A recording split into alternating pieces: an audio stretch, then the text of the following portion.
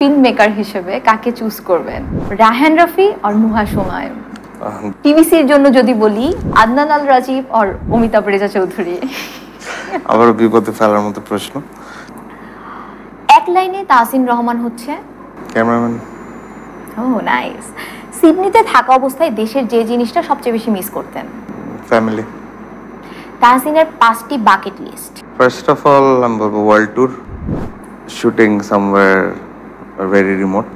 5টা তো fill up করা ডিফিকাল্ট।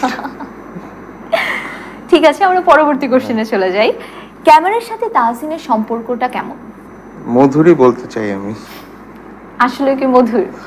মাঝে মাঝে তো ডেফিনেটলি না, যখন যেটা অ্যাচিভ করতে চাই ওটা যদি সেটা না হয়। হচ্ছে না তখন।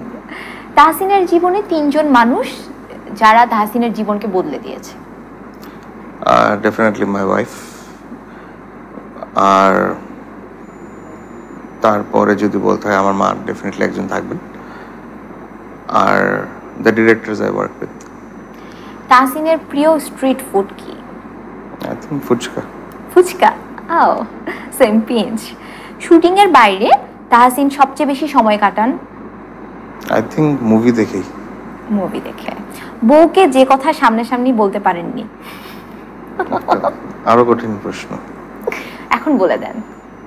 I think we are very friendly, আমরা কথা শেয়ার করি সবসময়। তাহসিনের জীবনের প্রথম camera? 5D Mark II। Okay. তাহসিনের প্রিয় 5টি সিনেমা, যে কোনো 5টি সিনেমা প্রিয় বললেই হবে। বার্ডম্যান, রেভেনেন্ট। আমি ইনারিতুর অনেক বড় ফ্যান, সো ইনারিতু সিনেমা থাকবে। রিসেন্টলি দেখা সিনেমাগুলোর মধ্যে থাকবে রিকেলম ফর ড্রিম, গডফাদার। ওকে। আমি যতদূর জানি তাণ্ডব তুফানের ইন্সপিরেশন কিছু ছিল গডফাদার থেকে, ভিজুয়াল ইন্সপিরেশন। হ্যাঁ, যেহেতু এটা একটা মাফিয়া স্টোরি, সো সেহেতু। ওকে। বেস্ট ফিল্ম মেকার হিসেবে কাকে চুজ করবেন, রায়হান রাফি আর নুহাস হুমায়ুন? দুজনেই তো আমার খুবই পছন্দের। I think Rafi will be the theatre guy and Nuhash will be the OTT or web. But দুজনেই দুই প্ল্যাটফর্মেই সমানভাবে দাপট।